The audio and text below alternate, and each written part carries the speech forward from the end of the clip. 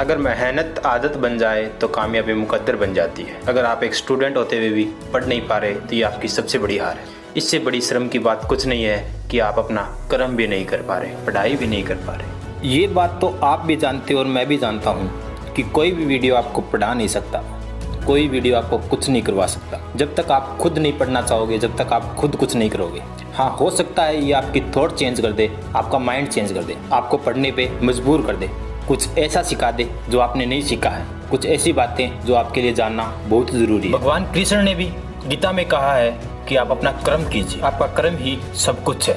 आप अपने कर्म को ऐसा कीजिए कि वो आपकी पहचान बन जाए और आपको पता है कि आपका कर्म पढ़ाई करना है। पढ़ाई के अलावा आपके पास कुछ नहीं है करने को, तो फिर आप क्यों नहीं पढ़ पा रहे, क्यों नहीं अपनी पहचान बना पा रहे। कहते हैं ना, भले ही आप अपने शहर का मोची बन जाइए, ऐसा मोची बनिए कि उस शहर में आपसे बेस्ट कोई मोची न हो। आप ये जानते हैं कि पढ़ना ही आपका सब कुछ है, तो फिर ऐसा पढ़िए ना कि लोग आपसे आके पूछे, आपसे मिले लोग। सब कुछ जानते हुए कब तक आप अनजान बने रहेंगे?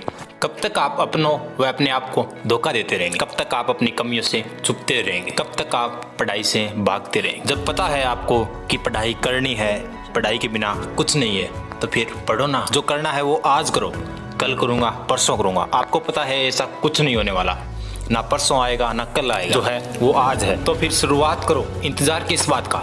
या तो सपने देखने छोड़ दो या फिर पढ़ाई छोड़ दो।